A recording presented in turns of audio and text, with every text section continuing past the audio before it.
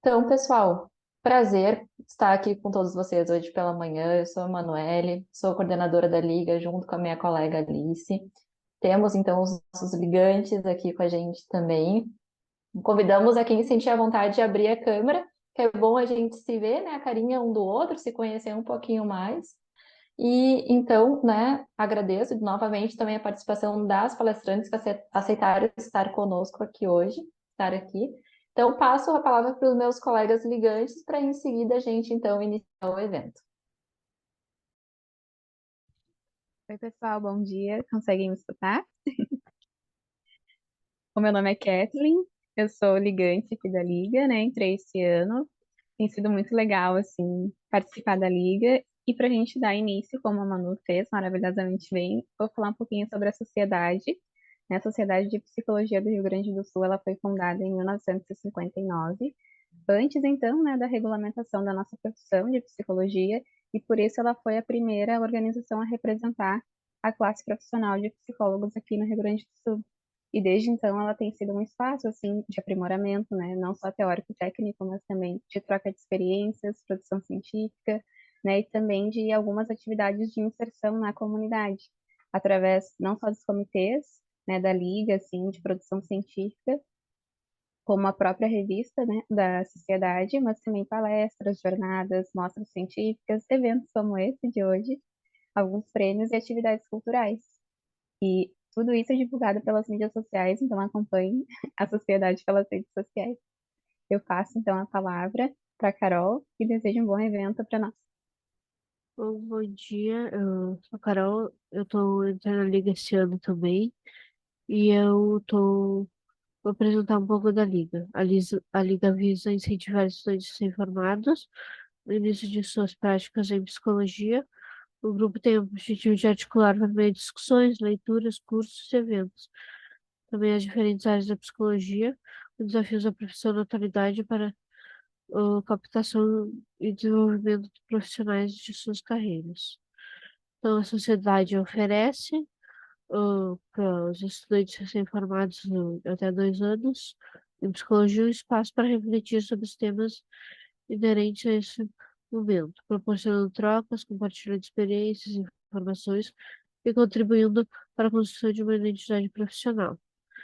Então, a LER é subdividida em comissões, a comissão de comunicação, que cria estratégia de interlocução dos conhecimentos produzidos pela LER como comunidade externa. A comissão de extensão desenvolve materiais que sejam alinhados aos interesses ligantes e aos interesses da comunidade, juntamente com a comissão científica.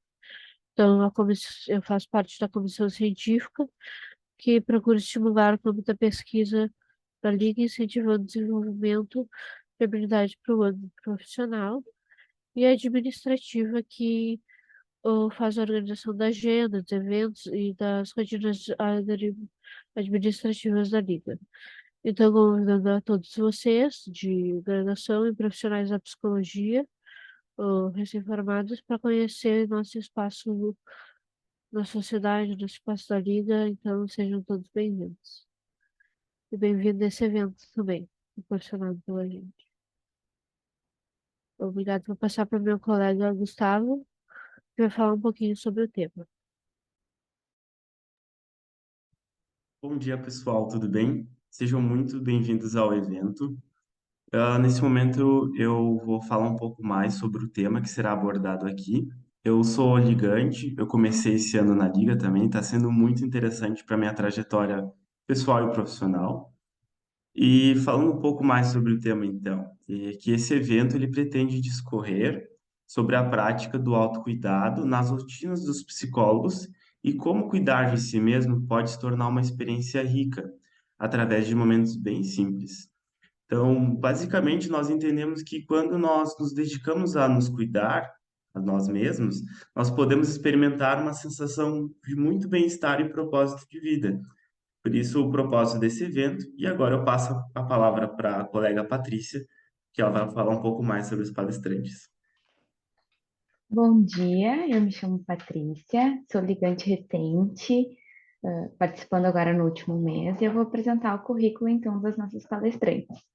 A Josiele da Silva Rosa é coordenadora do Comitê de Terapia Cognitivo-Comportamental, é psicóloga clínica pós-graduada em terapias cognitivo-comportamentais pela Weiner, é supervisora de psicólogos em formação e recém-formados, e a Carolina Guterres Nunes é co-coordenadora do Comitê de Terapia Cognitivo-Comportamental, psicóloga clínica pós-graduada em terapias cognitivo-comportamentais, já atuou nas áreas organizacional e escolar, fundou a Insight, espaço multidisciplinar no município de Cachoeirinha, no Rio Grande do Sul, e atualmente faz gestão do espaço, atendimento clínico, supervisão de psicólogos em formação e também recém-formados.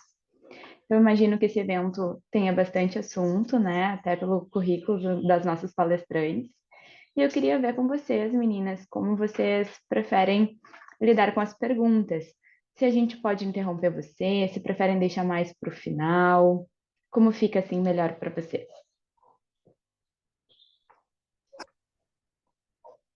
Acho que a gente pode ir fazendo essa costura junto, né, durante a apresentação. Eu e a Carol, a gente já, né, até no próprio comitê de TCC, a gente já faz algumas apresentações e a gente gosta de poder ir trocando ao longo da apresentação. A gente acha que fica bem rico, não fica só a gente falando também, né, só discorrendo sobre o assunto, mas a gente gosta, né, de poder já interagir durante a apresentação com todos. Então, né, a gente vai apresentando, mas o pessoal pode ir sinalizando para a gente também alguma contribuição, pergunta, e aí a gente já vai fazendo essa costura juntos. Tá bem, então a gente vai fazendo isso. Eu vou fazer o seguinte, eu vou desativar aqui a minha câmera e quando tiver umas perguntas eu ativo e aí faço essa interrupção para fazer as perguntas. Pode ser assim, então? Pode. Então tá bem. Manu, não sei se tem mais alguma coisa para falar ou a Carol Eu quer acho. contribuir. Eu acho que era isso, pessoal, tá? Então, tivemos nossas apresentações iniciais e agora a gente passa efetivamente, então, para as nossas convidadas discorrerem um pouquinho, então, sobre o autocuidado. É com vocês, gurias, qualquer coisa também que precisarem, a gente auxilia. Perfeito. Acho que antes de botar a apresentação para ser compartilhada, gostaria de agradecer mais uma vez o convite, né, para estarmos hoje aqui. Quero dar boas-vindas a todos. Bom ver a casa cheia, que nem a Manu falou, né? A gente poder ter um número tão expressivo de pessoas num sábado pela manhã para ouvir falar sobre esse assunto. Acho que é bem relevante, né? E bem interessante a gente poder estar nesse momento. Carol, quer dar uma palavrinha também antes da gente iniciar? Sim, queria agradecer também o convite. A gente fica muito feliz de falar sobre esse assunto. A gente trouxe um pouco de teoria, obviamente, mas é um assunto aquele óbvio que precisa ser dito, assim, né? Então, é muito por esse caminho, assim, de que tem coisas até da nossa prática, do que a gente vai vendo de supervisionandos, que a gente trouxe para debater com vocês. Então, vocês podem ir interrompendo, podem ir questionando, para que torne esse momento mais rico também. Vou iniciar aqui a apresentação para a gente poder já começar no nosso conteúdo. Me sinalizem se vocês estão vendo. Sim.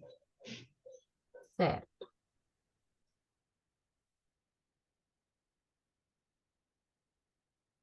Coloquei aqui para apresentação de slides, agora acho que eu consigo ver direitinho todo mundo também.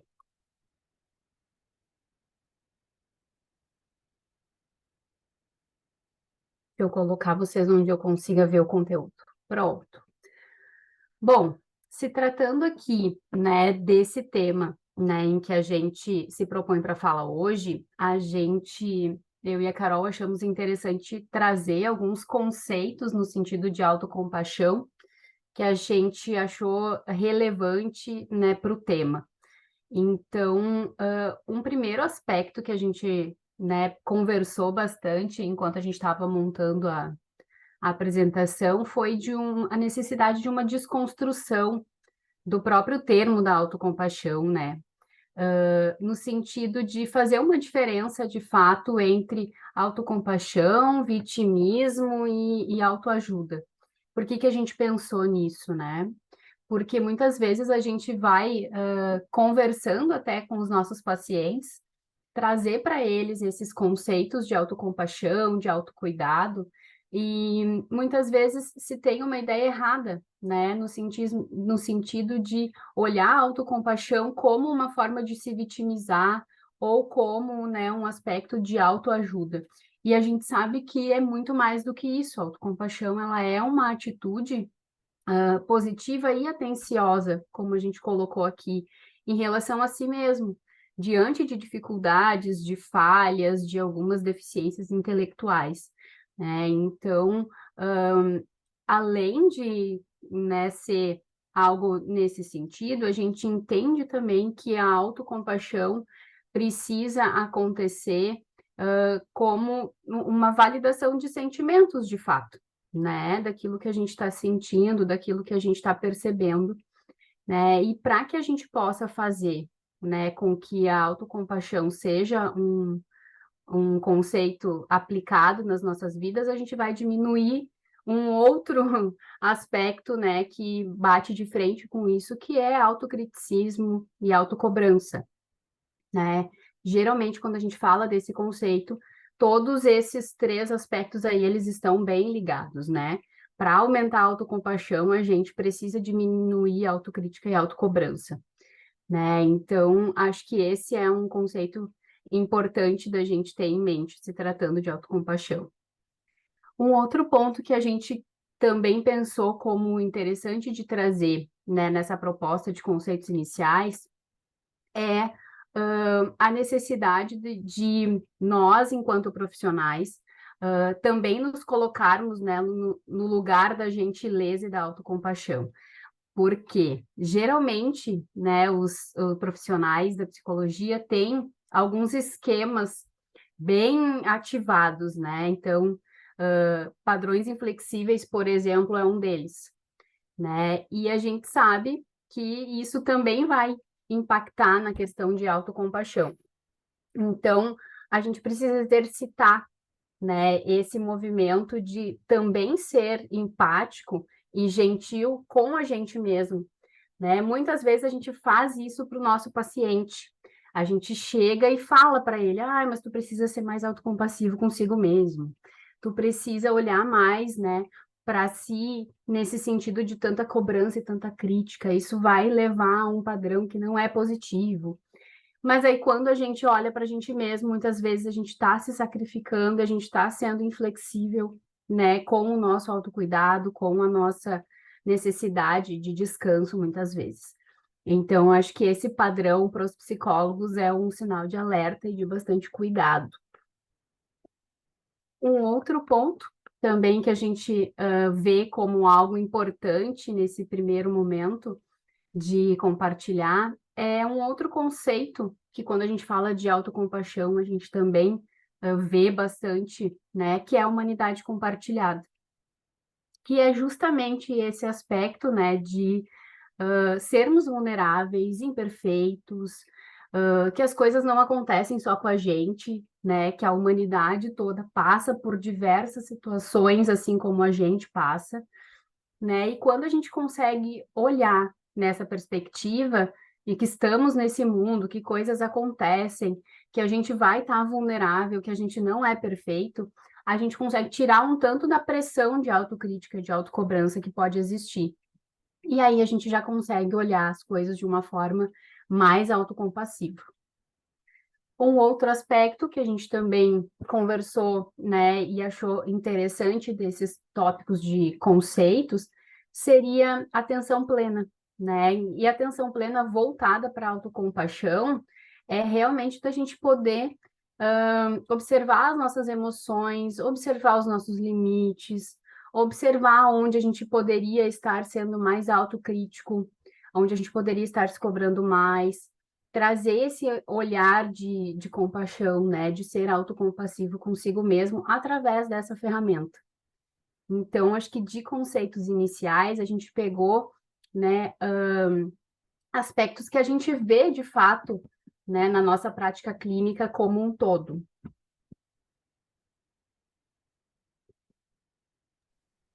Nesse segundo momento, assim, a gente pensou em mais ou menos seguir uma linha, assim, do que a gente faz na nossa prática clínica, por ordem, né? Às vezes essa ordem se mistura, mas pensando nisso, quando chega um paciente, né? O que a gente se depara, assim, de cara? A demanda, né, do paciente. Então, para isso, a gente colocou aqui o autoconhecimento do terapeuta como um tópico bem importante para a gente trabalhar, justamente porque, não falando de preparação teórica, tá? Mas pensando em autoconhecimento mesmo, assim.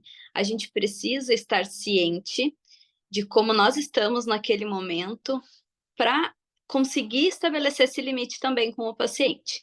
Então, esse limite vai desde a própria demanda, onde às vezes tem muitos casos onde nós estudamos, assim, por exemplo, né, a gente conversou sobre isso. Estudamos luto durante muito tempo, né? Então, estudamos, nos debruçamos sobre isso, só que nós recentemente passamos por um luto. E nós recebemos um paciente com essa demanda, independente da teoria, independente de nós sabermos o que fazer, a gente tem que estar atentos se nós estamos capacitados emocionalmente naquele momento para atender aquela demanda.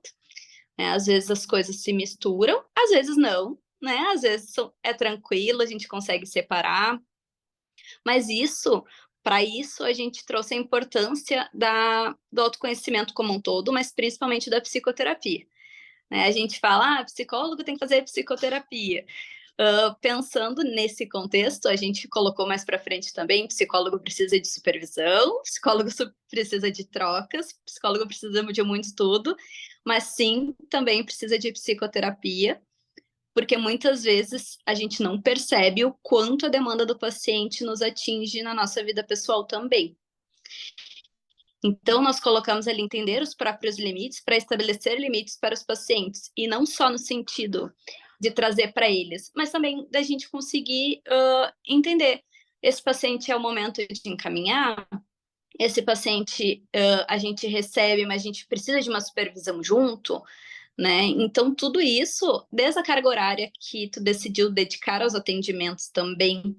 Então, a questão que a Josi falou do autossacrifício, né?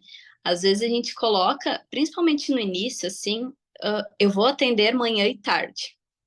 E daí vem um paciente e pede à noite, a gente vai abrindo uma exceçãozinha, né? Porque a gente precisa daquele paciente financeiramente falando, a gente quer um paciente novo também, mas o que tu tinha imposto de limite para ti mesmo? Não era atender manhã e tarde? Então, o porquê estar abrindo essa exceção? Será que não é uma insegurança, né? Será que não vai vir outro paciente, então eu vou ter que abrir exceção para esse?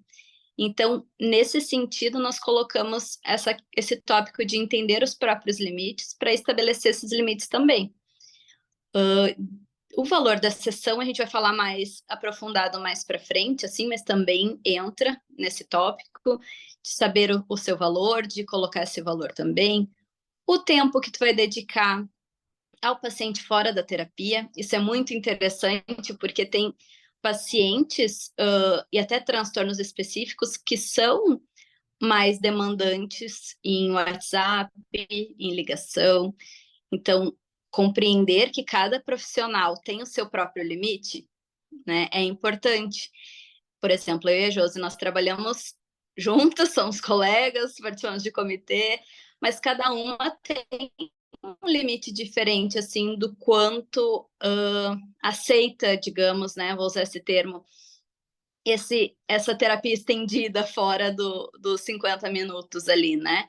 Então, saber qual é o seu limite, impor muitas vezes para pais de crianças também, é uma demanda que vem bastante, assim, fora do horário da psicoterapia.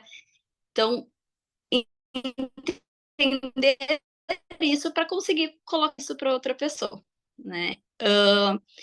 E dentro disso, eu coloquei no segundo tópico ali também, a questão de, às vezes, não é encaminhar o paciente, mas dar um feedback para o paciente de como tu está se sentindo ali, né? Então, o paciente passou de algum limite que tu tinha imposto, que tu consiga colocar isso dentro da sessão para ele também, né? Olha só, me senti desconfortável, né? Não é assim que eu costumo funcionar, não é assim que eu costumo trabalhar. Da próxima vez a gente pode fazer diferente. Então, nem tudo não precisa ser velado. A gente pode dividir essas sensações com o paciente também e respeitar os nossos próprios limites e não trabalhar sempre em cima do autossacrifício, como se o paciente, sim, ele está ali, ele está te contratando, ele precisa de ti, mas tu precisa estar bem para dar esse suporte também.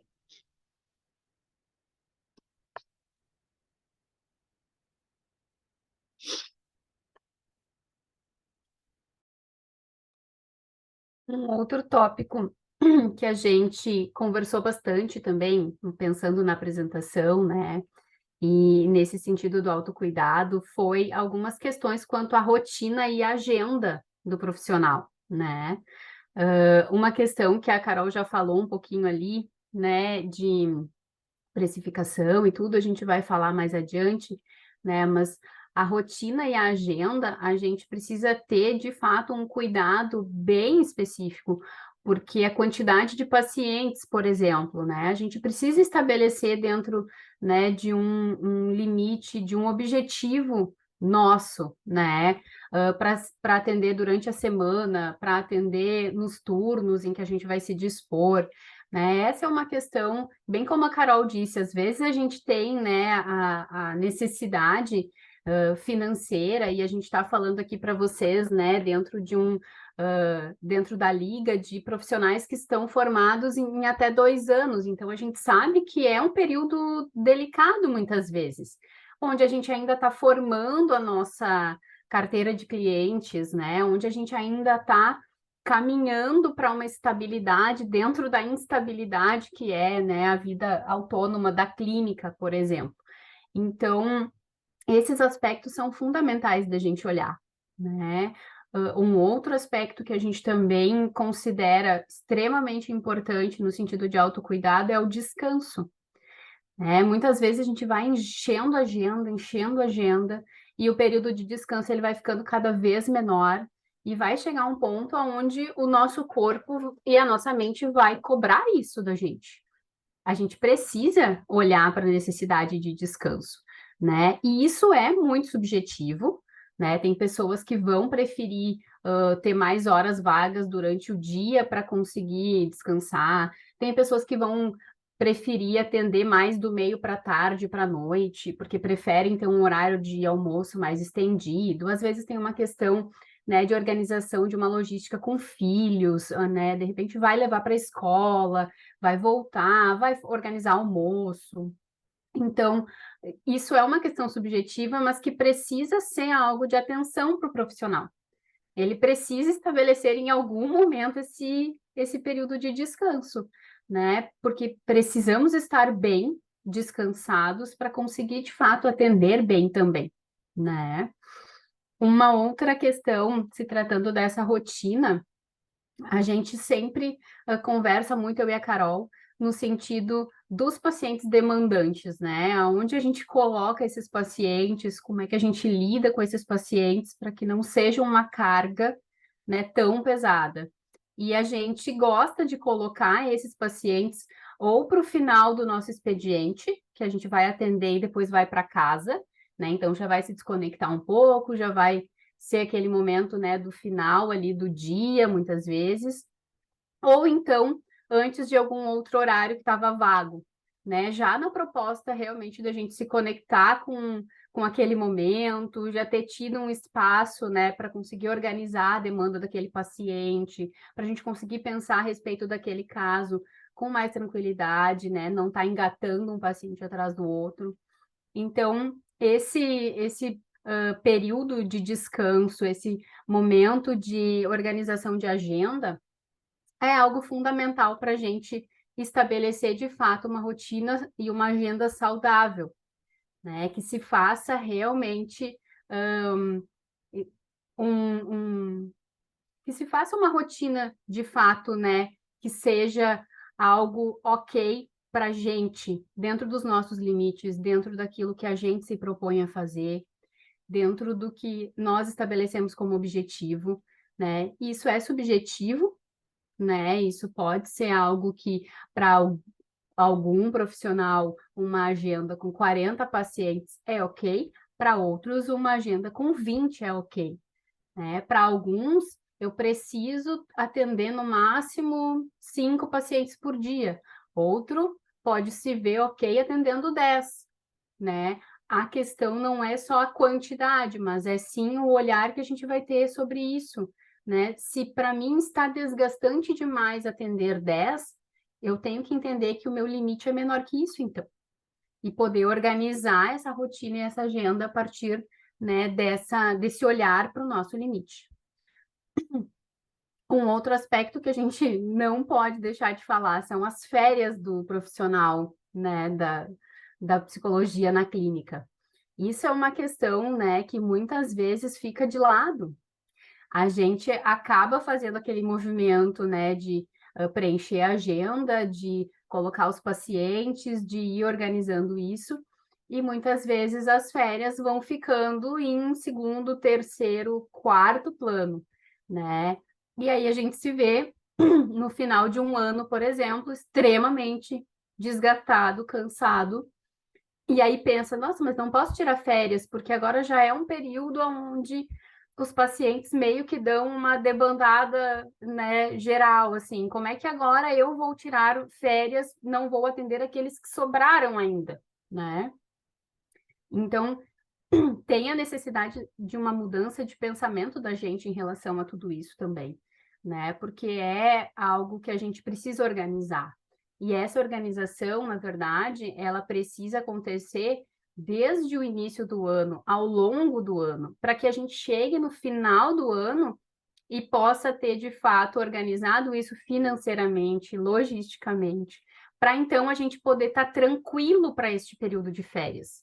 Que não vai ser algo que a gente, lá no final do ano, tá, decidi agora que eu vou tirar uma semana, 2 semanas de férias, né? E eu não me organizei, eu não olhei nada disso durante o ano. Se for dessa forma, realmente vai ser difícil tirar férias de uma forma saudável, né? Mas a ideia é que a gente possa ter esse olhar ao longo desse período para chegar lá no final do ano e a gente estar tranquilo para tirar as férias e para comunicar isso para o nosso paciente, que ele também possa entender, né? Eu posso falar por mim, acho que a Carol também pode ter experiências nesse sentido, de que no último ano, que eu tirei férias na última semana de dezembro, foi um feedback bem interessante dos pacientes no sentido de apoiar, né? Ai, que legal, coisa boa que tu vai tirar esse período, tu merece, a gente trabalhou junto o ano inteiro, né? Tem uns que trazem, ai, tu me aguentou o ano todo, tu merece uma semana de férias agora, né? E é uma questão da gente também ver que os pacientes reconhecem a nossa necessidade de autocuidado, né? A gente tem que reconhecer primeiro, mas também ver que eles reconhecem isso também, né? Então, sem dúvida, esse planejamento é fundamental. Acho que a Maristela mandou uma dúvida ali no grupo, como e quando organizar isso com o paciente, né? Eu acho que depende bastante do paciente também, né? Da demanda dele, a forma como que a gente vai abordar isso, como a Josi disse, alguns percebem essa necessidade nossa e apoiam, outros sentem abandono, então depende muito da demanda do paciente, mas passar a segurança para o paciente de que nós vamos tirar férias, mas qualquer coisa emergente que acontecer, a gente vai estar à disposição, sabe? Assim, gente, isso é a nossa opinião, tá? Tem profissionais que tiram férias e tiram férias mesmo, não respondem nem o celular. Eu e a Josi, nós temos esse perfil mais acolhedor, mais empático, assim, com o sofrimento do paciente também. Não que o outro profissional não tenha, mas como a gente falou no início, cada um tem o seu limite e a gente tem que compreender isso. Mas avisar com antecedência, por exemplo, agora já avisar, né? Janeiro eu vou tirar tantos dias de férias, né? Nesse período a gente fica à disposição no celular para emergências, né? Não é, obviamente, para fazer terapia, mas para emergências. E deixa eu até ver a tua outra pergunta ali. Ah, certo. E daí, acho que quando organizar depende muito do profissional. Às vezes, também, falar com muita antecedência para um paciente que tem mais ansiedade pode gerar isso, né? Então, organizar um mês mais ou menos antes, e trabalhando isso. Olha, final do mês eu vou tirar férias. Então, eu acho que depende, resumidamente, depende muito da demanda do paciente, de como tu tá trabalhando isso com ele. Tem uns que acaba sendo mais tranquilo e outros a gente precisa ter um cuidado maior, assim. Não sei se a Josi já passou o slide, deixa eu abrir aqui. Sim. Gente, em relação supervisão e estudos, né? A gente trouxe esse assunto, não só uma supervisão paga, tá? Mas a necessidade de manter-se conversando com a teoria enquanto a gente trabalha com o paciente. Separar momentos da semana, tanto para a evolução do paciente, a evolução a gente sabe que é desconfortável, para não dizer chata, né? É um momento que a gente precisa ter, mas no momento onde a gente está descrevendo ali o que o paciente trouxe, a gente lembra de situações, a gente já relaciona com algumas questões da teoria, e é nesse momento que muitas vezes a gente se dá conta de trazer para o paciente algumas questões importantes, né? Separar momentos da semana para estudar os casos, para estudar outras linhas teóricas, outras abordagens, novas abordagens que estejam surgindo, não tudo com o intuito de aplicar na tua prática, mas estar por dentro das situações, né, das novidades, assim, também. A sociedade nos beneficia nesse sentido, assim, a gente tem uma infinidade de projetos, de comitês que a gente pode ingressar e que nos trazem essa bagagem também.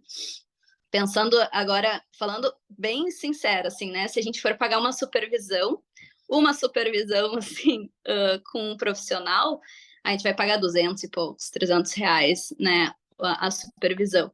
Então, a sociedade, a gente paga a nossa taxa ali mensal, porém, a gente tem, se quisermos, todos os dias da semana um comitê para participar, para ter essa troca, né? Então, acredito que seja um espaço, de fato, que agregue bastante, assim como trabalhar em espaço multidisciplinar.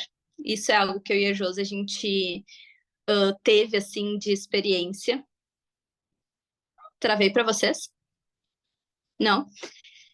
A gente teve de experiência, assim, a importância de trocar com outros profissionais da saúde, a importância de trocar com outros psicólogos de outras abordagens, né? Apesar de, ali na clínica, por exemplo, a maioria ser da TCC, um vai por esquemas, um vai por DVT, então a gente tem essa troca e é muito interessante, assim, isso também, né? Esses grupos de supervisão, grupos de estudo. Então, pensando nisso, gente, é de fato algo que muitos psicólogos negligenciam, mas precisa ter na nossa rotina, né? Precisa ter esse momento de estudo, não necessariamente cursos pagos, tá? Mas essa troca com outros profissionais e esse momento de crescimento mesmo, assim. Acho que a parte dos encaminhamentos a gente já falou, né, Josi, que seria muitas vezes no início e nem tanto no início, assim. Oi, Carol, pode falar. Carol, tem outra pergunta, acho que relativa aos atendimentos também, do que vocês consideram emergência. Eu me preocupo com essa diferença da ideia de que o paciente possa fazer disso. Isso Ah, no caso, uma perguntinha no chat também. perfeito, obrigado por avisar. Essa pergunta é bem interessante, porque eu acho que depende muito do caso mesmo, né? Eu acho que é importante a gente deixar claro, de fato, o que seria emergência. Emergência seria riscos como um todo, né? Colocar outras pessoas em risco, estar em risco. Muitos pacientes entram em desregulação emocional e acreditam que isso seja uma emergência e a importância da gente ressaltar. A gente trabalha o ano inteiro, né? Nessa situação, sabe como agir, né? Eu vou estar ali se tu precisar, mas tenta te regular sozinho, tenta usar as estratégias que a gente trabalhou. Então, eu acho que muito importante, sim, a gente trazer o risco como emergência, né? O que não pode esperar se a gente falar isso, muitos pacientes, eu e a Josi, a gente trabalha com transtornos específicos, assim, que o paciente entra em desregulação por algum motivo e acredita que aquilo seja, de fato, o fim do mundo e uma emergência, onde ele precisa falar com a gente. Então, deixar claro esse risco de vida, né, como ponto principal, assim. Eu não sei o que tu acha, Josi. Concordo, acho que sim, né? Esse é, acho que o maior ponto quando a gente fala no sentido da emergência, né? E acho que bem como a Carol falou, assim, a gente precisa ter uma ideia caso a caso, né? De como que a gente vai levar isso para cada paciente, né? E a gente conhece, né, cada caso que a gente trabalha e o quanto a gente vai, de fato, precisar ter um olhar individual sobre cada um para passar essas informações para cada um.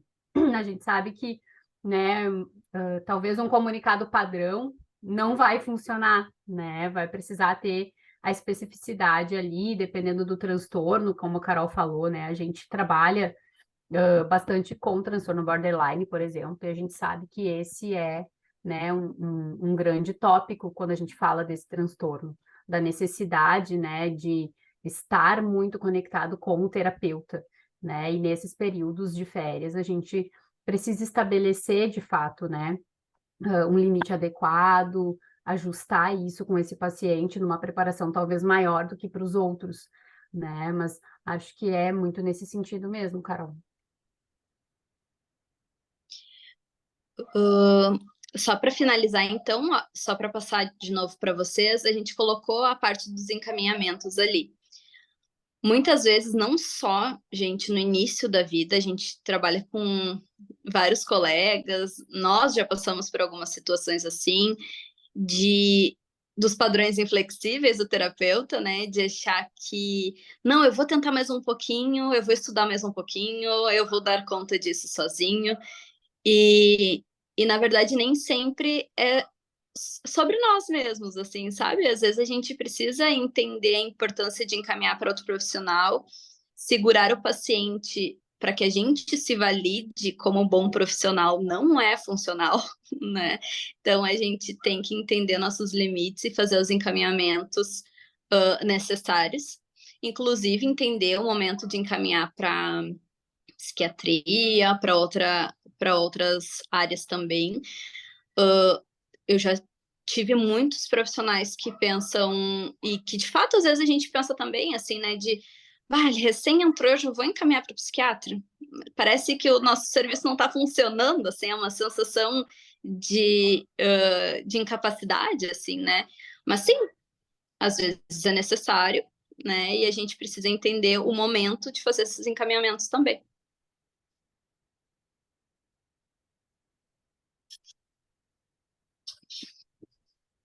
Um outro tópico que a gente achou bem relevante de trazer seriam coisas que a gente já foi falando um pouquinho, né? Mas que nesse tópico em específico a gente quer abordar um pouco mais, que é se tratando, né, real aqui da questão preço, né? Precificação e as nossas inseguranças em relação a isso. Quando a gente pensa, né, em precificar o nosso trabalho, principalmente no início, né, da carreira, a gente tem uma ideia, a gente vê isso até pelos nossos estagiários, né, Carol? A gente vai trabalhando com eles também nesse sentido, né? A gente supervisiona o pessoal aqui na clínica e eles atendem, né, os pacientes ali por um valor social que não é revertido para eles nesse primeiro momento, né, que é o trabalho da clínica. Mas a gente vai percebendo, né, que eles, se têm intenção de ficar na clínica depois, eles já precisam ir fazer esse movimento, né? E fazendo esse movimento de entender qual vai ser, né, o valor que eles vão querer aplicar após a formatura, né, quando eles já estiverem com o CRP em mãos, né? E aí a gente sabe que tem uma trajetória, né? Daqui a pouco o valor que aquele paciente estava ali, né, disponibilizando para a clínica era um valor social mais baixo, né, numa referência realmente da gente poder dar acesso a essa comunidade para tratamento, né? E aí a gente vê que precisa ter uma viradinha de chave, né? De que, bom, este era um momento atual, mas a gente também precisa olhar a partir de agora como um profissional e que esse aumento de valor vai ser uma necessidade. E como trabalhar isso, né? Então, um aspecto que a gente percebe que é um grande divisor de águas para isso é a questão da segurança, né? Da gente poder se sentir seguro, né, da autoconfiança de poder olhar para o nosso trabalho e reconhecer o quanto a gente estuda, o quanto a gente investe de tempo, o quanto a gente investe de dinheiro, o quanto a gente investe em tempo fora da sessão, o quanto a gente investe de sublocação de sala, de deslocamento, de alimentação. Quando a gente começa a fazer essas contas, né, na maior parte das vezes, a gente realmente se dá conta, né, de que tem uma necessidade da gente, de fato, precificar a nossa sessão dentro de um valor adequado, né? Atualmente, acho que não faz muito tempo, a gente teve um reajuste dos valores dos honorários que o CFP, né, passou naquela tabela que existe ali, né, disponível. E quando a gente olha por ali, a gente tem realmente uma boa base, né, do que a gente poderia estar pensando em questão de valores, né? Claro que a gente também entende que no início da carreira, muitos profissionais não se sentem seguros para aplicar aquele valor, né? E posso falar também pela minha prática clínica, e acho que a Carol vai compartilhar muito nesse sentido também, de que a gente também foi trazendo essa autoconfiança aos poucos dentro do nosso tempo de formação, né? Hoje a gente está aí com 5 anos e meio quase, né, de formados. Então, a gente já trilhou um caminho nesse processo da autoconfiança e da segurança a respeito da precificação, né? Mas quanto antes a gente entender isso também, né, melhor, porque de fato a gente precisa ter esse olhar muito claro sobre essa questão, né? Uma outra questão que a gente também conversou bastante e achou super relevante de trazer é o entendimento de que não adianta a gente colocar 60, né, 70 pacientes numa agenda, né, com um valor que não compreende de fato, né, o tanto que tu investe, o tanto que tu te dedica, né, para que no montante aquilo seja expressivo, né? Olha o quanto a gente pode estar aqui colocando, né, em jogo a nossa saúde emocional, o nosso autocuidado, o nosso tempo de descanso, né? Então, a gente sabe, né, a gente escuta, né, relatos de outros profissionais que atendem realmente numa agenda extensiva, né, que atendem muitos pacientes, muitas horas por dia, né, e que, de fato, pode-se ter o retorno financeiro disso, né, mas e o contraponto, né? Daqui a pouco isso é eu estar deixando de ficar com a minha família, de ter o meu tempo de descanso, o meu próprio tempo de estudo e supervisão. Então, a gente tem que ter esse olhar de cuidado, de que não é só, né, o valor e de que não é só a agenda cheia, né, mas é de todo esse outro lado de autocuidado que a gente precisa estar super atento. Josi, Oi.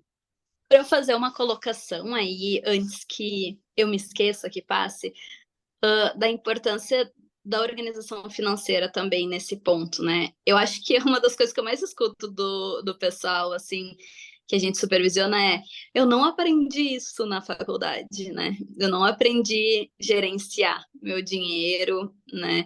Então, isso é muito importante nesse aspecto da precificação, mas não só pelo valor que tu cobra de sessão, mas o quanto tu pretende guardar, o quanto tu pretende ter a certeza ali de que tu vai ter por mês, porque assim, gente, como a gente trouxe no início, eu acho que tem muito a ver com insegurança, porque de fato é uma profissão instável financeiramente, né? Até que a gente alcance uma agenda cheia, digamos assim, que a gente consiga ter mesmo com as ausências, com as faltas, a gente consiga ter o valor que a gente espera, é difícil mesmo, né? A gente conta com X e a gente recebe Y, né? E é assim.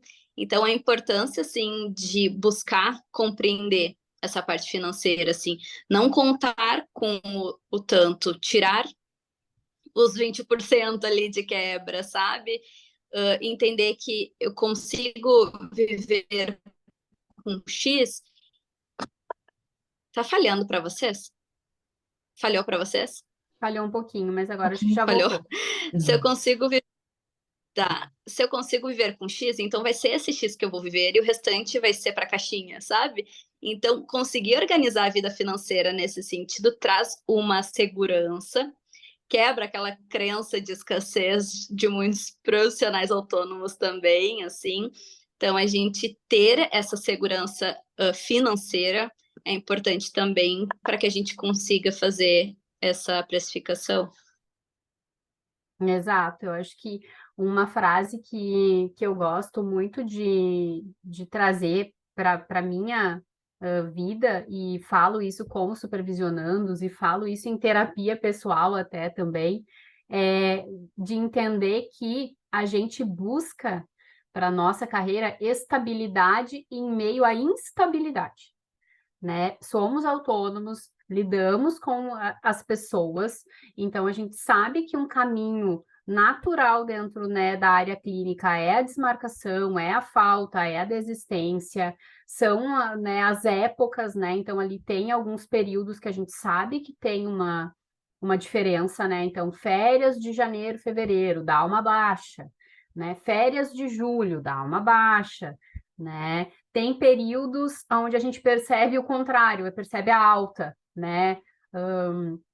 Para quem atende crianças, por exemplo, a gente sabe que as entregas de boletim, os períodos ali, né, de fechamento de semestres, são períodos onde a gente sabe que tem uma demanda maior, que daqui a pouco, né, o pai vai trazer para a terapia porque aconteceu alguma situação na entrega do boletim que mobilizou a isso, né? Então,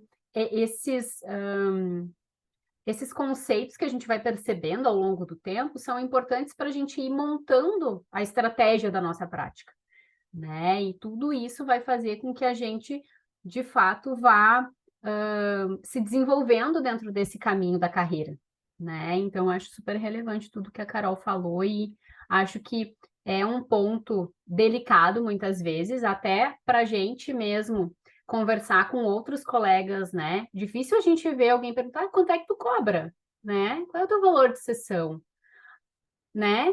Isso quase é um tabu, né? Carol, tu quer trazer alguma... Vou interromper vocês um pouquinho ali, que tem mais uma pergunta no chat, a Maristela trouxe. Quando se fala em falta dos pacientes, pode cobrar eles mesmo que ele avise e falte o horário dele? Como vocês tratam, assim, esses casos? Pergunta legal. O que eu costumo fazer na minha prática, né? Eu tenho um contrato que eu antes fazia verbal, hoje eu faço tanto verbal quanto escrito, né? Então, ali na clínica, a gente tem um formulário no Google Forms que a gente encaminha para os nossos pacientes, e ali está determinado todas as especificidades da terapia, quanto a horário, quanto a pagamento, quanto a faltas, quanto as desmarcações, né? E a minha prática pessoal, acho que se assemelha bastante com a da Carol, né? É de que se o paciente, né, não vai poder vir no horário dele, né, a gente estabelece ali como um critério para uma desmarcação sem cobrança 24 horas de antecedência. Então, se a sessão dele é na sexta, ele me disse na quinta que ele não poderia vir, beleza, a gente desmarca ou remarca sem cobrança nenhuma. Se o paciente, né, tá com seu horário marcado e ele não aparece, não avisa nada, não fala nada, né? Esse valor, de fato, a gente cobra, né? E isso eu acho que é um grande ponto da precificação e da questão de contrato e tudo, né? Porque muitas vezes a gente fica, e agora se eu cobrar, o paciente não vai voltar, o paciente vai ficar brabo, ele vai embora, né? Mas é o valor do teu trabalho. Tu esteve ali, tu disponibilizou o horário, tu estava ali para ele, era um horário que tu poderia ter disponibilizado para outra pessoa se ele tivesse desmarcado.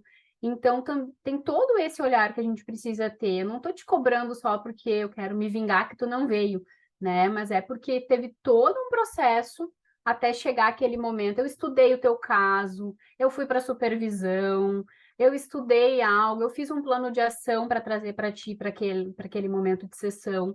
Então, tudo isso tem que ser levado em consideração, né? Então, faltas, sim, né? A gente cobra.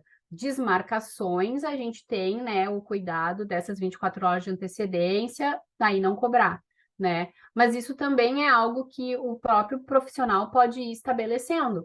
Claro, a gente sempre entende que o cuidado de ter esse valor estabelecido, né? Se tem um contrato, vamos seguir o contrato. Se tem algo combinado, vamos seguir aquilo que a gente combinou, né? Porque senão, às vezes, na primeira vez a gente fica, né? Ah, não, eu não vou cobrar, né? Ah, tá. Ele não veio, me deu lá uma explicação e eu não vou cobrar. Daqui a pouco a gente está abrindo porta para que isso aconteça outras vezes, né? E de que aí tu vai tentar cobrar na outra vez, e ele vai dizer, ah, mas olha só, naquela vez lá aconteceu a mesma coisa e tu não me cobrou, por que tu quer me cobrar agora? Né? Então a gente tem que ter esse limite bem estabelecido, bem claro com o paciente. Carol, quer contribuir alguma coisa nesse sentido? A Camila colocou ali no grupo que isso também faz parte do limite, né? E é isso. Claro que eu acho, assim, eu faço exatamente da forma com que a Josi trouxe, mas a gente compreende também imprevistos. Então, eu acho que também depende do paciente, um paciente, assim, que nunca falta, que nunca atrasa, e daí ele acontece o imprevisto, eu abro algumas exceções, conhecendo o paciente, assim, sabe? Então, eu acho que também é de caso a caso. A exceção não é não cobrar. Então, às vezes eu cobro a sublocação da sala, algum valor, assim, não o valor total da sessão, mas eu cobro, olha só, mas a sala estava reservada, eu preciso esse valor, então na próxima sessão a gente acrescenta. Né? E geralmente é tranquilo, assim. Tem pacientes que são tão preocupados que eles mandam foto, assim, né? Olha, eu tô aqui, sabe? Foi imprevisto mesmo. Então, a gente entender também com qual paciente a gente está lidando, a importância de impor esse limite também. Algo que a gente não colocou aqui, que surgiu, né, foi essa questão das próprias desmarcações, né? O quanto isso gera uma insegurança, não só no psicólogo de início de carreira, gera sempre uma insegurança de será que eu poderia ter feito mais? Será que eu agi de uma forma que afastou o paciente? E refletir o quanto nós realmente somos responsáveis por aquela desmarcação, ou quanto é algo do paciente de fato. Então, parar para escutar essas nossas emoções também e entendê-las é importante nesse processo, porque às vezes, de fato, é algo que a gente deixou de ouvir, né? Às vezes a gente, dentro da TCC, gente, isso acontece, a TCC clássica principalmente, assim, da gente estar muito ali focado em perguntar da tarefa, isso e aquilo, e o paciente importante, o paciente fala uma coisa importante e a gente, principalmente no início, assim, né, que a gente ainda não pegou tanto esse feeling, a gente deixa passar isso e, de fato, a gente tem que voltar, prestar atenção, o quanto de responsabilidade nós tivemos naquele momento, o quanto foi a forma como o paciente recebeu, mas as desmarcações geram, né, essa ansiedade também no terapeuta, e é legal levar isso para a supervisão, para a psicoterapia individual também. Deixa eu Kathleen aqui também trouxe outra dúvida. Se vocês poderiam compartilhar o que vocês consideram melhor, combinar essas informações do contrato terapêutico na primeira sessão ou no decorrer das sessões iniciais, mais de uma no caso. Legal. Eu costumo fazer o seguinte: quando o paciente, geralmente agora a gente tem o contato todo pelo WhatsApp, né? Esse primeiro contato inicial e tudo, né? Então, o que que eu costumo fazer? Quando o paciente marca a sessão, né? Eu já disponibilizo um manual de boas-vindas, que eu chamo, né? Até para ser algo talvez menos, né? No sentido, né? Ah, vou te mandar um contrato já, como tu tivesse, nem comecei a terapia, e já estou te lançando aqui um monte de coisa, né? Então eu chamo de manual de boas-vindas da terapia. E ali tem as especificações do contrato terapêutico, né? Então, eu já mando para o paciente pelo WhatsApp e na primeira sessão, né, eu já retomo isso. Olha, eu te mandei o contrato, tu leu? Ah, li, não li. Tá, então vamos abrir aqui, vamos revisar ali, vamos ver se tu ficou com alguma dúvida, vamos trazer os pontos ali, né, mais relevantes daquele contrato no início, né, da sessão, enfim.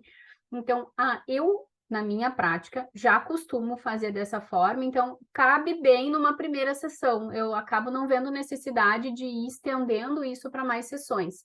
O que acontece em alguns momentos é de precisar retomar alguma coisa do contrato terapêutico ao longo do processo, né? Por exemplo, numa falta, por exemplo, numa questão de desmarcação, né? Ah, olha só, não vou ir na sessão hoje, e tá me avisando hoje.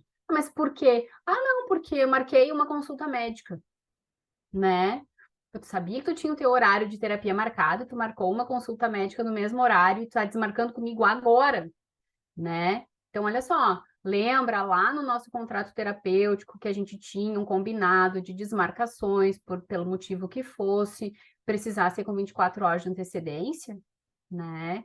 Então, nesse momento, né, ok, a gente desmarca, mas eu vou precisar fazer a cobrança desse valor, porque está estabelecido já num combinado isso para gente, né? Então, às vezes a gente precisa retomar coisas do contrato em algum outro momento, mas para trazer isso para o paciente já, né, como algo importante, enfim, eu costumo fazer isso na primeira sessão, né? De fato, acho que funciona bem. Não sei, a Carol se faz da mesma forma. Sim, inicialmente, assim, na faculdade a gente escuta muito, né, que não precisa de um contrato, ou que o contrato pode ser verbal, e eu acho que isso é particular mesmo do profissional, assim, mas eu costumo trabalhar com contrato escrito justamente para esses momentos, assim, sabe? A gente, depois de um tempo, a gente vai vendo a importância disso, judicialmente, inclusive, né? A gente acha que nunca vai pegar um caso que precise de conselho tutelar, que precise de questão de separação, enfim, e ter um contrato do sigilo terapêutico, ter o contrato da questão de risco, né? Que não é apenas uma verbalização do risco, vou me matar, mas quando a gente percebe que o paciente está em risco, colocando outras pessoas em risco também. Então, tudo isso, a importância de ter um contrato que nos assegure nesse sentido é muito importante, assim.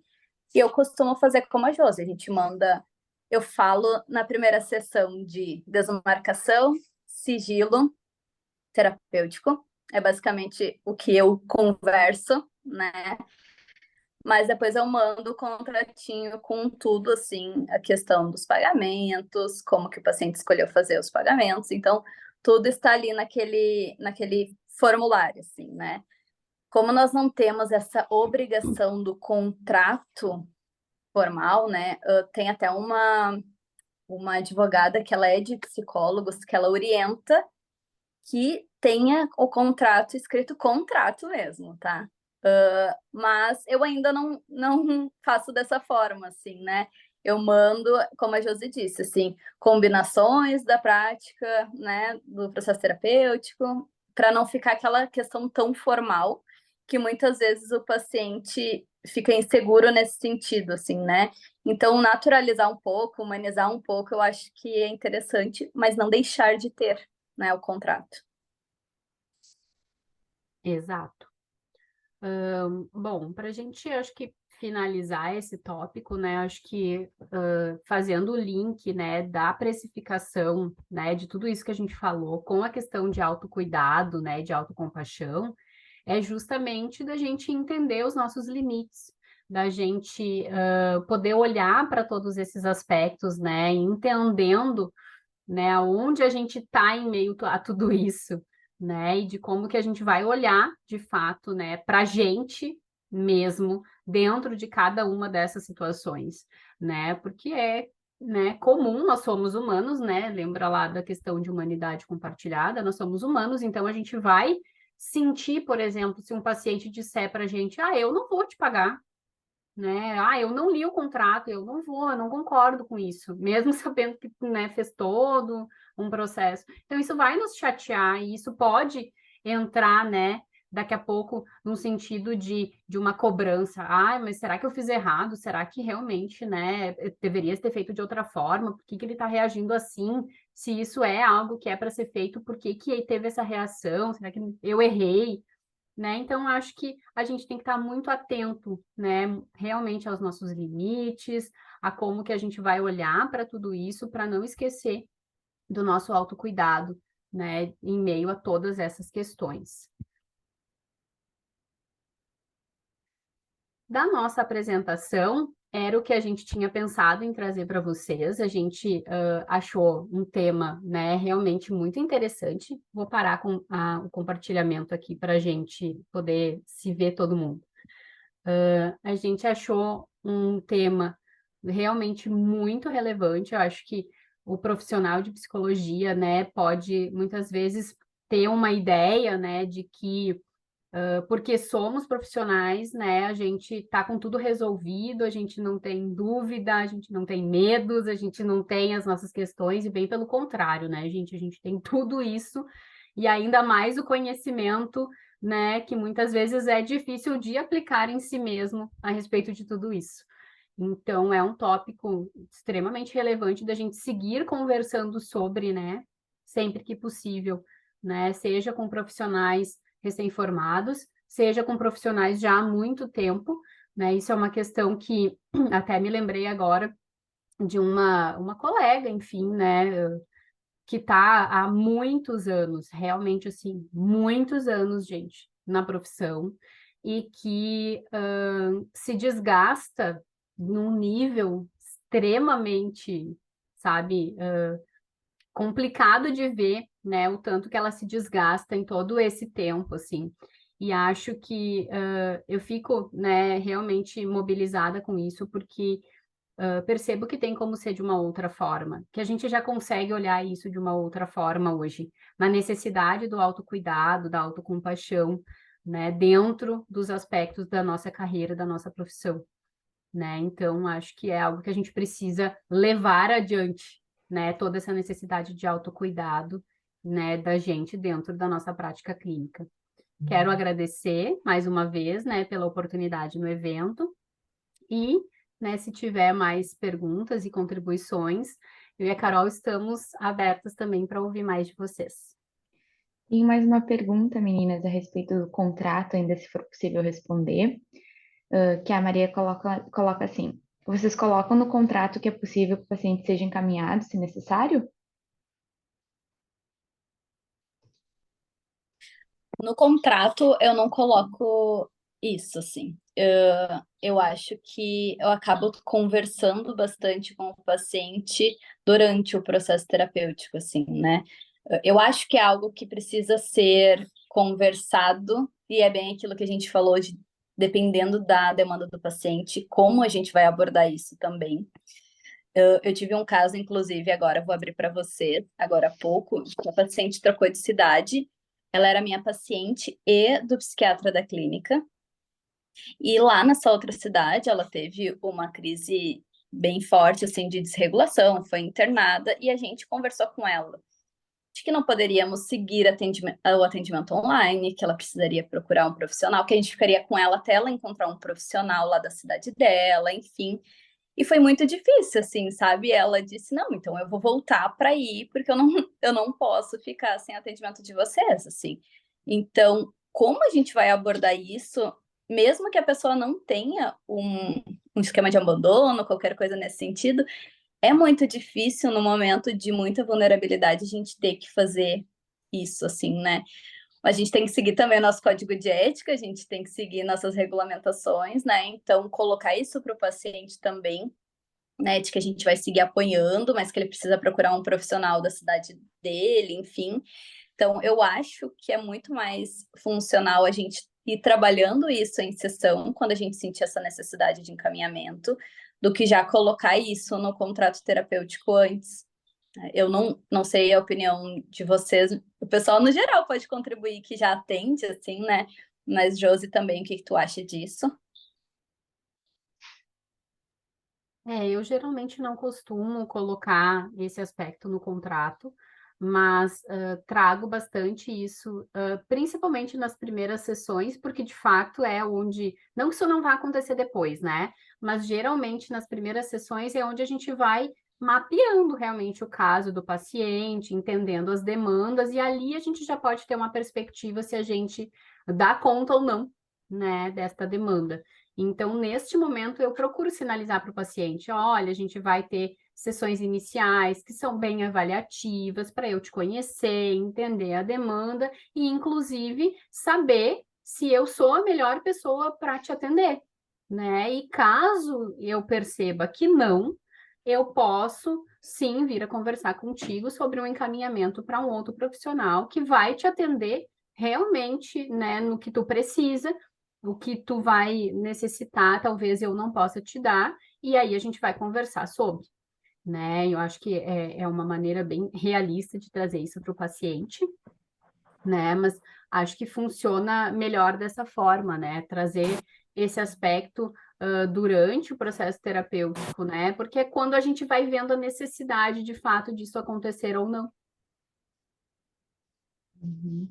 Meninas, tem uma pergunta aqui, bem voltada ao autocuidado também dos profissionais, que é nessa temática. A Maristela colocou assim: gostaria de saber sobre o suicídio dos profissionais da psicologia, se vocês têm algum dado nesse sentido.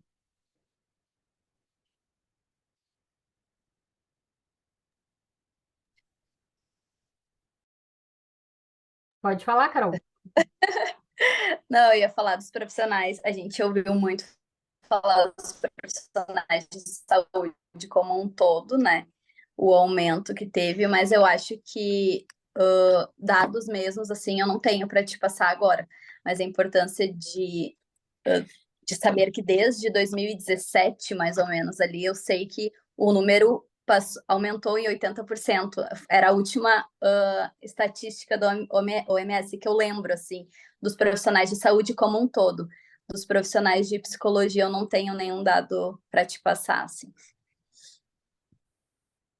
Mas acho que nesse sentido, né, interessante a pergunta e a gente pensar sobre, porque de fato essa situação, né, ela pode vir a acontecer, né, muitas vezes, bem o que eu estava falando antes, né, porque somos psicólogos, a gente escuta muito isso ainda, né, porque vocês são psicólogos, vocês não podem ficar brabos, não podem ficar com raiva, não pode ter, né, qualquer situação ali de desconforto, a gente tem que estar sempre 100% regulado, as nossas questões têm que estar 100% em dia o tempo inteiro, e não é assim que funciona, né, gente?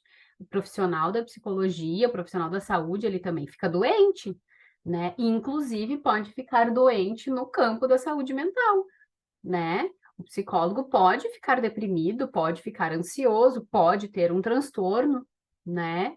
E ainda assim estar dentro da profissão. Então, né, o cuidado como ser humano, né? Não só como profissional.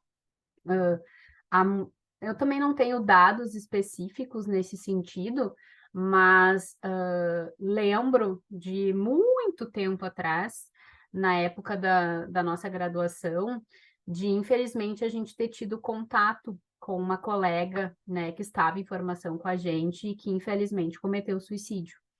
E lembro que na época, na faculdade, foi feita uma mobilização bem expressiva de uma semana toda voltada para autocuidado do terapeuta, para a necessidade da psicoterapia. Então, isso eu lembro de ter sido um movimento na nossa faculdade, né, para esse cuidado com, no caso ali, os estudantes, né, de psicologia, né, enfim, a colega, ela estava em tratamento, né, ela tinha, sim, uma questão, né, bem complicada que ela estava lidando e, infelizmente, né, não foi possível ela conseguir sair desse quadro, né, sem esse final, assim, né? Foi algo que eu lembro que se mobilizou bastante a faculdade, né, e as turmas em si, mas também achei bem interessante o cuidado, né, da faculdade em fazer toda uma fala sobre isso de uma forma extensa, né, uma semana em que a gente falou sobre para olhar para o autocuidado dos estudantes naquele momento. Não sei se é possível a Mas gente voltar a uma outra pergunta também antes de sobre o contrato. Acho sim, que a a Maristela Maristela está com a também. mão levantada ali também. Tá. Olá, tudo bem? Eu sou Maristela, sou aluna do 7º semestre de psicologia e surgiu esse assunto assim após um curso que eu estou fazendo com o Alexandre Coimbra, né? E eu fiquei com isso assim, sabe, reverberando em mim, porque eu procurei artigos científicos e fala muito, né, em suicídios da área da saúde, assim, de enfermeiros, médicos, mas não encontrei nenhum caso, nenhum artigo da área da psicologia ou psiquiatria, né? E isso tá assim, eu tô interessada nessa área, né? Nesse assunto para ser falado, para ser externado, porque eu acho que isso também é importante, né? Falar nesse evento assim de autocuidado, né? É isso aí. Obrigada, Acho Gurias. Está muito bom o evento. que legal, Maristela. A gente agradece também pela tua presença e acho que de fato é um tema bem importante e relevante para a gente conversar, de fato, né? Eu acho que a gente estar hoje numa proposta de conversa sobre autocuidado do profissional da psicologia tem tudo a ver com isso, né? De realmente ter esse olhar, né? Como um todo. A gente foi falando aqui diversos aspectos aonde a gente precisa ter esse olhar de autocuidado para que, de fato, olha só, daqui a pouco, né? Olhando para tudo isso, a gente realmente vai trazer, né, mais um funcionamento mais saudável dentro da nossa profissão e isso vai reverberar na nossa vida pessoal, né? Enfim, então acho que o autocuidado, todo esse olhar aí, ele tem realmente a função protetiva para todos esses aspectos que a gente veio falando, né?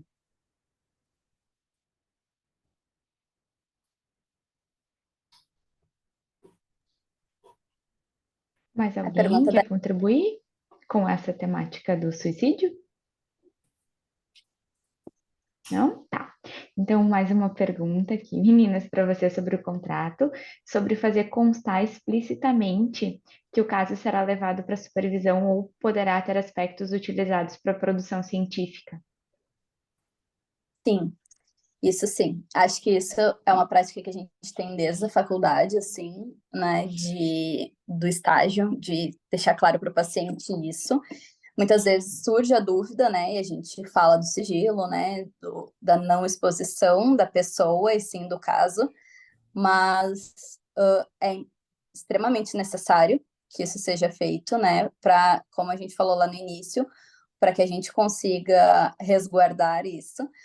Acho que uma coisa bem interessante de trazer aqui, que até foi abordada essa semana no estudo assim da supervisão, da importância do sigilo, do cuidado com o paciente do outro, né? Isso é uma questão muito importante. A gente participa de muitos grupos, né? Então, a forma com que o cuidado que a gente vai ter, mesmo pedindo essa autorização para o paciente, né? Mas o cuidado que a gente vai ter em expor idade, dados, história de vida, muitas vezes a gente consegue identificar, por exemplo, aqui em Cachoeirinha, onde a gente atende, ó, a cidade é minúscula, então a gente tem que ter cuidado mesmo tirando o nome de saber como colocar os casos dentro da supervisão. de dar, de fato, só dados extremamente necessários para aquela supervisão, assim, né? E que a gente consiga resguardar o paciente nesse sentido também. Teve um caso essa semana onde o caso de uma estagiária foi parar em outro ambiente, e daí deu uma questão na faculdade, assim, onde a professora teve que ressaltar isso, mas às vezes a gente não presta atenção que, enquanto profissionais, a gente acaba fazendo isso também, de falar do caso, mesmo sem expor o nome, a gente conseguir identificar. Então, mesmo pedindo essa autorização para o paciente, é legal a gente ter esse cuidado também. Mas é sim algo que eu coloco no contrato e que eu tiro as dúvidas muitas vezes, que eles ficam, como assim, né? Então, conversar sobre o sigilo, mesmo em artigos, mesmo em supervisão.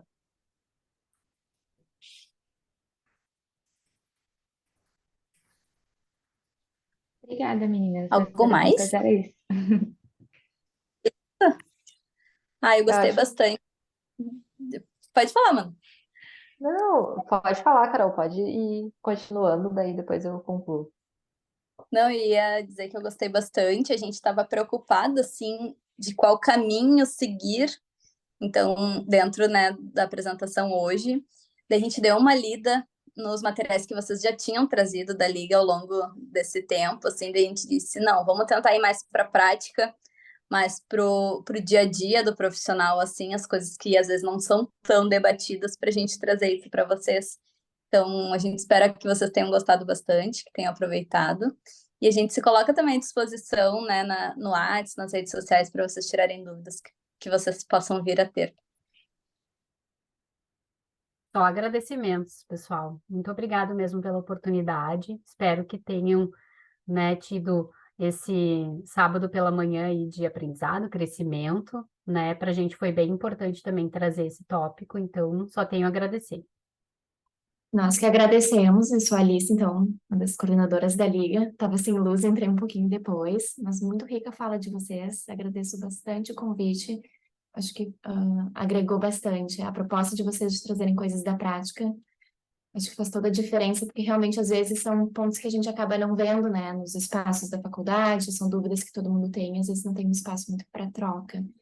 Muito obrigada, Gisele e Carolina. Vou passar a palavra para a Manu agora.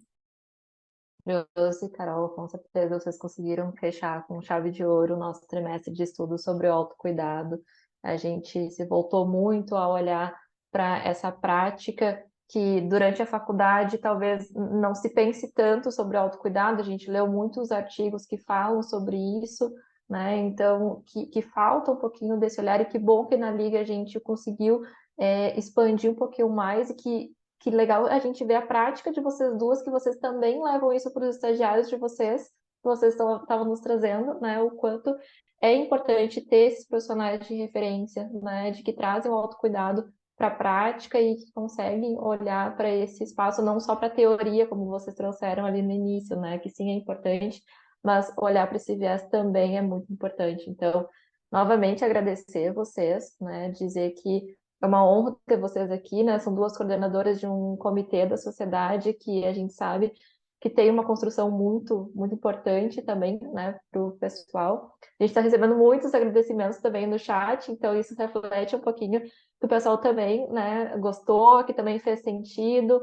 Então a gente, né, como a Liga em si, fica muito feliz também de conseguir abranger essa temática para um número expressivo de pessoas, e que a gente consiga, então, continuar no próximo trimestre de estudos com outra temática, mas que a gente também consiga trazer para a nossa realidade, que a gente consiga disseminar um conhecimento, né, que é super importante de falar. Então, agradecer vocês, agradecer todo o público que esteve aqui conosco hoje no sábado pela manhã, né? Manu, Oi. só para pôr para as meninas, para as nossas palestrantes, se elas quiserem divulgar um pouquinho sobre o comitê delas, ali da sociedade.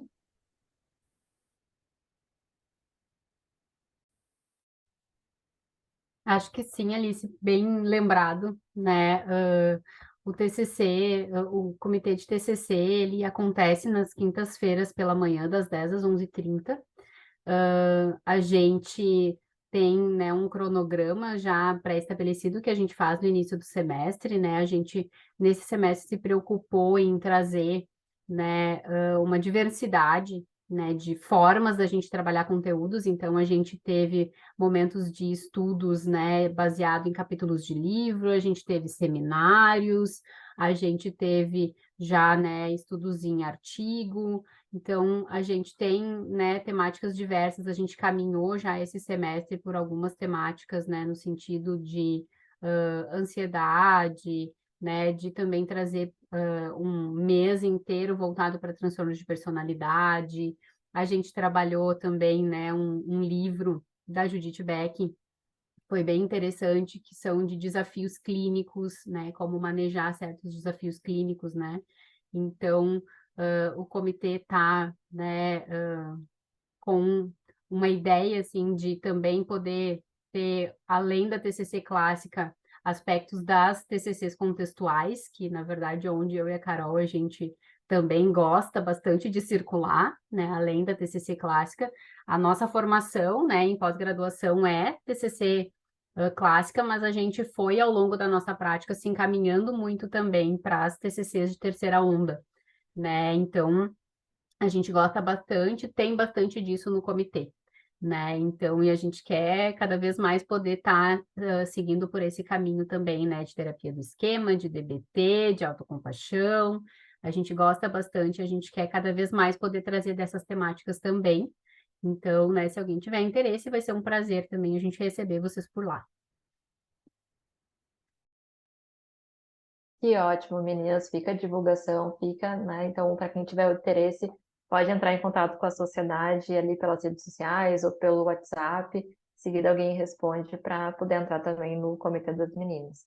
Então, dado o nosso horário, agradecer de novo você, agradecer a nossas ligantes, Patrícia, Carol, Kathleen, Gustavo, agradecer, né, pelo auxílio todo da coordenação do evento junto.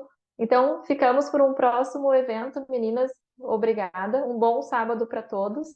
Até o próximo. Obrigada, bom fim. Obrigada, bom Tchau, final de tchau. semana, tchau, tchau. Tchau, tchau.